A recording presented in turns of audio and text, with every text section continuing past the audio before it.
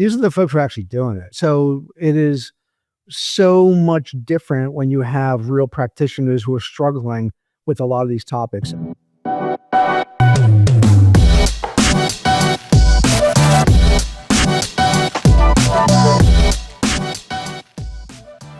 Hi, everyone. Welcome to the ONUG Collaborative Working Group Use Case Updates. So this is really for, we wanted to share with everyone. All of the vendor community is now about to enter into the working groups after myself, Peter, and many others have been working very hard during the summer, doing our summer project around taking the use cases that were developed during the last board meeting and creating some really useful projects for the industry.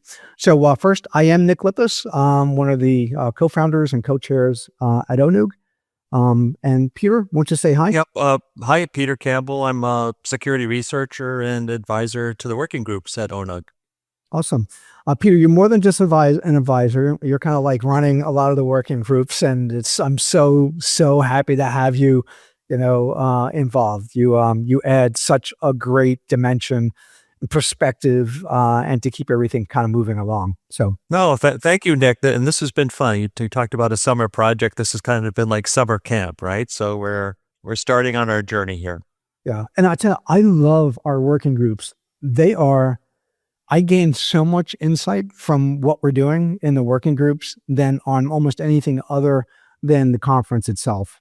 So I agree. You know what's really unique, and I know we'll get into it a little bit more, Nick, but I mean, it's really got a practitioner focus to it, doesn't it, right? These are people who are actually out there, implementing and feeling some of the pain as well as they're, bringing solutions forward, AI-driven solutions. And we're going to talk a lot about that. Yeah, I think what you'll see, and in terms of the audience, you'll see is a real life, because like all the folks who are participating in the working groups are not folks who are saying, oh, I'm thinking about doing that. I'd like to see this, it's like, I think this is how it's going to work. These are the folks who are actually doing it. So it is so much different when you have real practitioners who are struggling with a lot of these topics. So let's get into it. First, I want to kind of give you a perspective on kind of how the working groups were established. This is ONUG. This is the largest organization of IT executives within the industry that are collaborating together. So if you're not familiar with ONUG or so, it represents about 600 plus of the global 2000. Combined spend of IT is about $1.5 trillion. So it's a very big buying block in our industry. Most being over almost nearly 90% have budget purchasing authority. And we've been at this for a while. So we have market permission to lead, so that comes with gaining trust within the industry. So as I mentioned a second ago, just mentioned all of those things. But who is in the working groups right now? These are mostly ONUG board members or folks who are leaders within the industry. So we have representation from a whole group of companies that have had input into what you're kind of about to see. So like I said, very practitioner focused. The key thing about the working groups is that when we start them, the way they come to be or they get created is that we have a board meeting that occurs the day before the AI Networking Summit. Every board member brings one or two use cases to that board meeting. They present those to the rest of the board members, and then so that everyone has a good understanding of what they are. And then we put them all on kind of like, big sticky easel, kind of like the large ones, all around the room. There may be some 20 or so use cases, and we give basically only 10 little red stickies, and these are the ones that you peel off and then you can actually stick them on. A little old school, but it works because you get a really great visual when it's done. So what that voting actually does, that it basically certifies that this is what the ONUG board feels is important for not just them, because they can't solve these problems on their own. They need the industry to start focusing on that. What it also communicates is that this is propensity to buy. This is budget development for these areas that they are mostly concerned about and that they want the entire community to start focusing their minds on. So use cases built by consumers in the large enterprise, putting their requirements against them and looking to buy. So the work that we're doing in the working groups, take those use cases, which are very, is like on like one kind of bulletin or one kind of like large sticky, right? Not a little sticky, like, a big one, like an easel size. And then we start to have a lot of discussion about them. So we developed 4 working groups, and we're really active in 3 right now. The 4th one we held off for a little bit. We'll probably start that either later in the fall or early winter timeframe. Now, Nick, if I was just going to interject for a second. So as we're going through, as the board meets, I mean, you're looking at a kind of a theme, right, that might get put onto the onto a whiteboard, and people put stickies next to it. They voted. They've gotten to these, say, these 3 themes here. And then the working groups really get together and refine that further, correct? Yeah. Yeah, I'm absolutely. Yeah, we find it, define it, create problem statements and reference architectures and so forth. So, yeah, thank you, Peter, for that. And I think this kind of shows how the votes went. So we have, we call WG1 or Working Group 1. That's the Agentic Control Plan. That was the most concentrated and highly demanding one. There's the AI-enabled SOC. And then there's also AI network and autonomous infrastructure. So a couple of words on these before we kind of dive in, right, Peter? So one, WG2, we kind of splitting that into 2 different areas. There's the ONUG Connect work, and that has to do a lot around provisioning of wide area networking services. And then on the autonomous infrastructure, that's a real focus on the NOC. And most of this is really looking at kind of a post-Mythos, a post, patch storm world where that becomes the new norm, where in essence, operations now needs to be just like, in essence, part of a CI/CD pipeline. And so how do you get ready for that? How do you deal with that? And that's really where we're spending a lot of our time and focus. Peter, you have anything you want to add to that? No, because I remember being in the room as we were selecting, as we went through the voting, and I think it'll be interesting for people to see kind of where we've landed and how things have started to, how we've begun to shape things through the working groups and the way that these 3 working groups sort of tie together. Yeah. Awesome. Okay. All right, great. So those are the 4.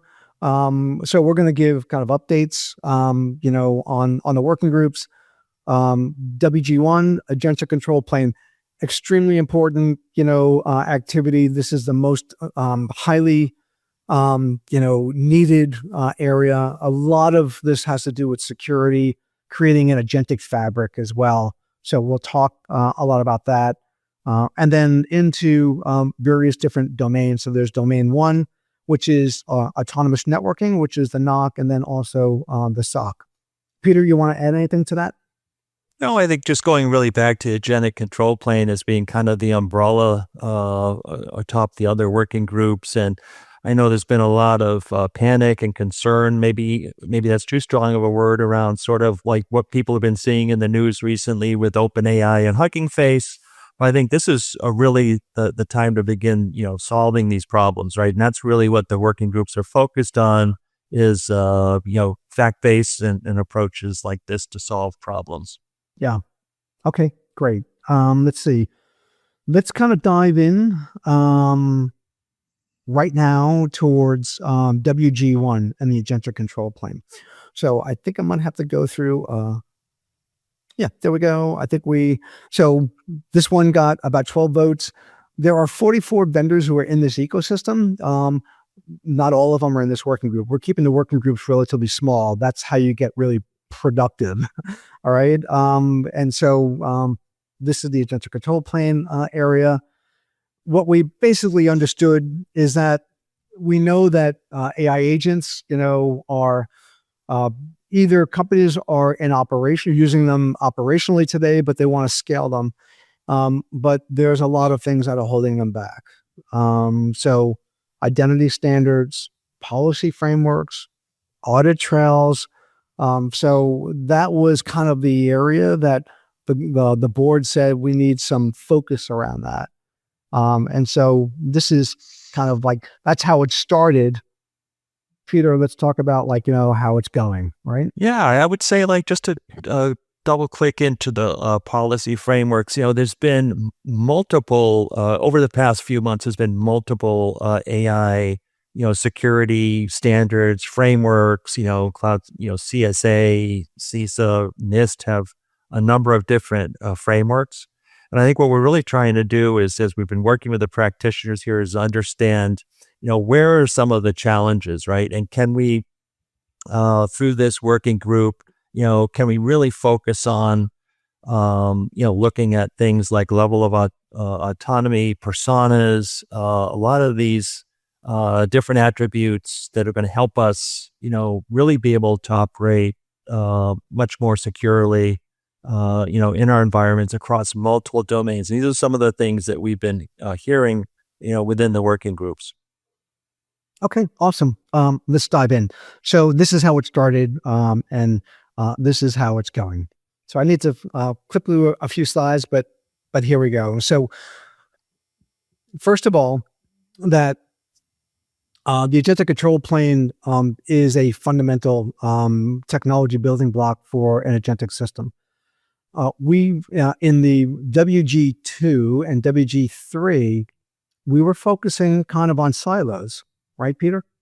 So it's right. So we were kind of thinking within networking and security operations, and it was ParentTap that really, said we really need a broad view across the infrastructure that just doesn't have to deal with the silos. There needs to be a way for operations people to look at the entire infrastructure.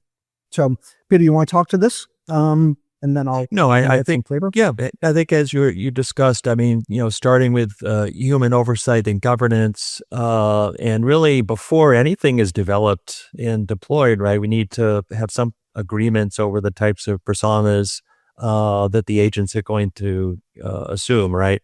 And that's kind of where we got to the different domain personas. Each domain, this is more infrastructure focused, but each of these plug in the same way into the Agentic Control Plane. And then we clicked into, what are the things that are fundamentally the same across the NOC and the SOC, Network Operations Center and the Security Operations Center. What are some of the things that are unique to that domain? And that really helps govern and define, how each agent, will behave when it's deployed. So that's where a lot of our focus has been. And that's where I think we need a lot more help and input from not only vendors, but consumers as well.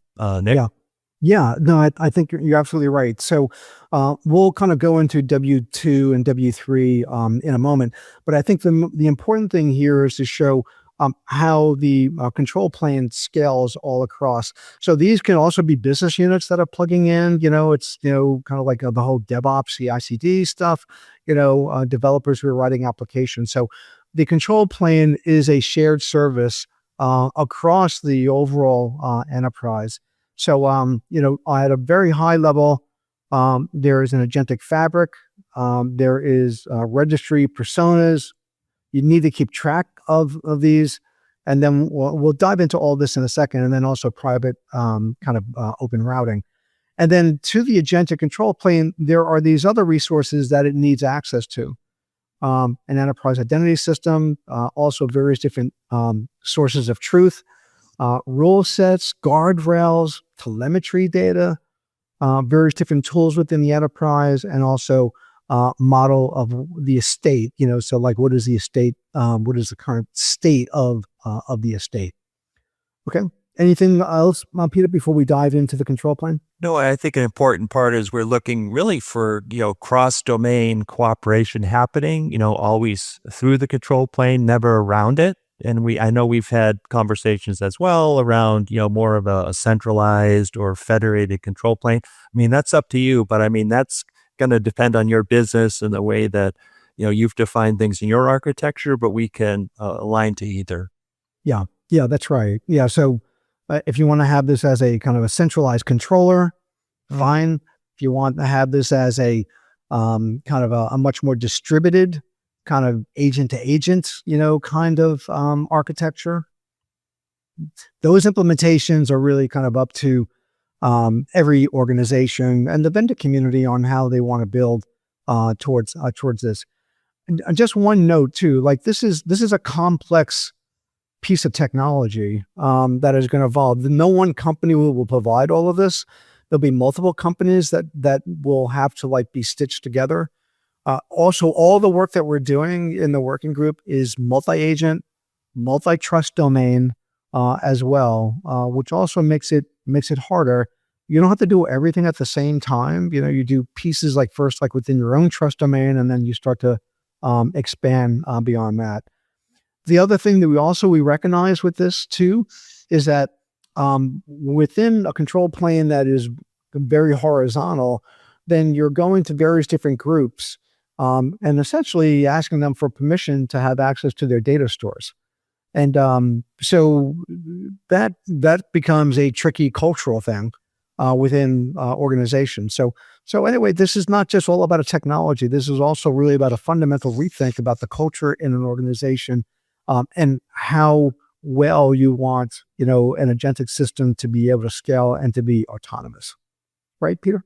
Yeah, and I think it comes back to the 4 pillars that you see in the Agentic Control Plane that have been defined around the agent trust fabric, personas, bill of materials, runtime supervision, and private open routing. And those are some of the areas that we'll be diving into further in the working groups. Okay. The Agentic Control Plane. So, Peter, I'm going to let you kind of take this, and I'll add, my 2 cents every once in a while. Yeah, sure, Nick. I mean, this is, as it says on the slide, really looking at this as a shared access, enforcement, and audit layer that your agents run on. So some of what we've been talking about and focusing on is the Agentic Trust Fabric, and really understanding and making sure that we have not only, visibility through things like runtime supervision and audit trails, are really understanding the actions that the agent's taking based on the amount of autonomy that we've granted that agent. And that's going to vary, right, based on your domain and your, specific use cases. But and then getting into the other, verticals around, personas, we think that that's, super critical, not only having an agent registry, but really the persona around, the level, really the amount of autonomy that you're going to allow the agent to have. Having an agent bill of materials, that's been talked about quite a bit. Agent rights, and then getting into runtime supervision, making sure that, we understand the level of authority and autonomy that the agent has. And, one of the things we've talked about is, the more autonomy that we give, the more of, I think, a challenge it's going to be to really understand if we ever have to play back a set of agentic actions, do we have the ability to go and get that information from an audit log so that we can unwind anything that the agent may have done that we didn't want it to do. So those are things that, that we really need to focus on. And then, private open routing, that's, really important when we get to, agentic, token ops, FinOps models around the use of agentic, having the, based on the ask, making sure that we're using the most, economical model as possible.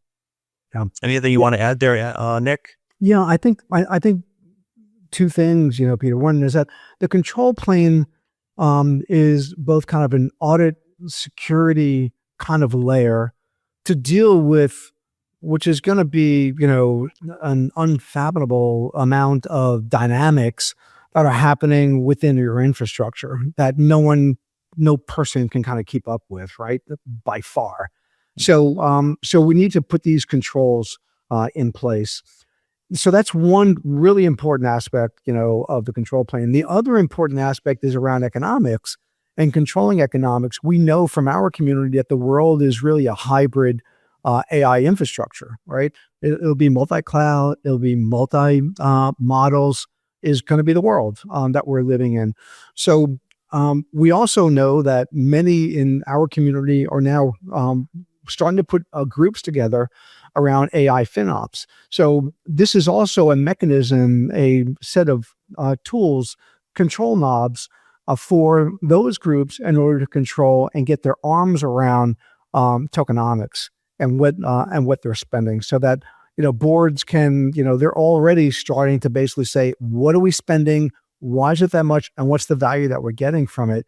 So the whole private open router piece is really important, so that you don't have 10,000 people who are kind of using like Fable 5 to like compose emails, right? So it's like maybe you use like an open source model within your own conference where like the token cost is basically zero to do things like that. So anyway, it's the control plane is an extremely important part, and it really deals with two very important pieces. One is around risk, audit, compliance, controls, and then the other part is really around economics. Peter, you want to add anything to that? Yeah, I think I would just add that runtime supervision. I mean, there's going to be policy checks in place so that every message, every prompt is viewed and inspected, before it's allowed to go through. Awesome. Okay, great.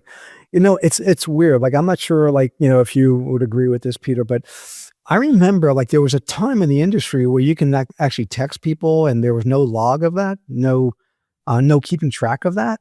And this was kind of like in the early, I guess BlackBerry days, BlackBerry, right? Days. And then there was the SEC came down hard on that. And I was like, wow, how are they going to do that? It's like all these people were texting back and forth, but they did, it's like now we have all logs and you kind of keep track of that. So this is going to be, to me, the same thing, only at a couple orders of magnitude higher, and keeping track of all these agents, but authenticating them, doing attestation, for them, monitoring them, making sure they're not going rogue, giving them rights, making sure that they're not violating those rights, have those rights tied to policy. There's just a lot here, and there's a lot of need in the marketplace for it. I would agree, 100%. Okay, all right, great. So, how to both get involved and also the next phase that's happening in the working groups. So, for the vendor communities that have already signed up, the working groups are restarting or they are welcome to join around, I think it's the week of August 17th. So there'll be invitations that'll be sent out to all the vendors, from us to join into the working groups. So when you come in, we want you to review this material. If you're planning on joining the collaborative, we hope you review this material. And then you're going to get really three pieces or three artifacts. One will be this podcast. Second will be the reference architecture that we just shown. And then third will be a set of recommendations or requirements for those reference architectures. And then fourth, we're working on a demo for that reference architecture that really brings us into light. And the main focus of that demo is that what could go wrong if you didn't have this reference architecture in place. So anyway, for the vendor community, we're looking for you to get involved, understand the reference architecture. And the most important thing that we want to do leading up to the fall is to provide the community with options and choices so that they can start wrapping their mind around how they build to these reference architectures. Peter, anything else? No, I think I think you really hit it well. I mean, it's really we want to really build the enforcement mechanism or machinery once and then implement it across all domains. Yeah, absolutely. Okay, great. If you're a vendor and you haven't already kind of become a member of the collaborative, we look forward to you doing that. There is both Paul Agronaut. So the way that we do this is that if your name of your company starts with an A to an L, reach out to Paul. He'll get you involved. If it is go from, I guess, N to Z, we left the N out there, but N to Z, that's Henry Ghana. And so reach out to Henry. A lot of this work is now really will be front and center for the AI Networking Summit, which is happening in New York City on October 28th and 29th. So this is all going to get really high visibility within the conference as well. If you are a practitioner, and we really encourage you, if you are in the middle of all this and you're going through decisions, you're working through it, we want you to get involved, as well. And that's really easy to do. You just come up to the onug.net/collaborative, and you'll see this page. And then on this page, you're an IT corporate or collaborative member. Just request to join the collaborative. Just click on that. You'll kind of fill out a quick form, there, and then they'll ask you for like which working group you want to get involved in, and that's really it. And so and then we'll get back in touch with you around getting involved. Okay.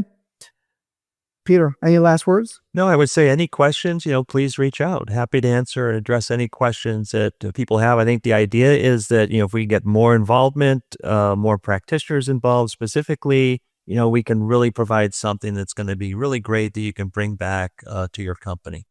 Yeah. Awesome. Great. Thank you, everyone.